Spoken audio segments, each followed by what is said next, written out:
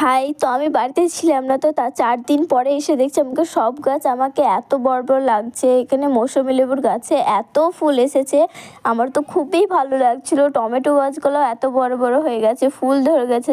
এক একটা গাছে দেখছি আবার টমেটোও ধরে গেছে। আমি লাঠি দিয়ে বেঁধে দিয়েছিলাম, তার কারণ গাছগুলো ঝুলে পড়ছিল। অনেকদিন আগে বেঁধেছিলাম, গাছগুলোতে পানি ছিল না বলে ওরকম হয়ে গেছে। তো এই দেখতে পাচ্ছ ফুলকপি কতটা বড় হয়ে গেছে। আমি দেখেছিলাম তখন একদম ছোট ছিল।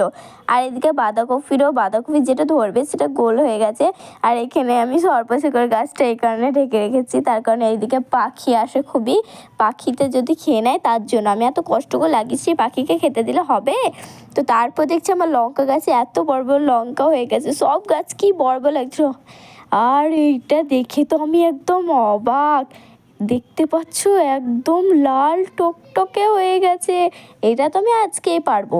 তো সেইটারও ভিডিও আমি তোমাদেরকে দেবো, তোমরা ঠিকই দেখতে পাবে। তো তারপর আমি দেখছি আমার লেবু গাছে কতগুলো ফুলও চলে এসছে। আর এই গাছটাতে গোলাপি ফুল ধরেছে, তার জন্য আমি এই গাছটার নাম দেবো পিঙ্কি। এখানে ভিডিওটা শেষ করছি। ওকে, বাই বাই।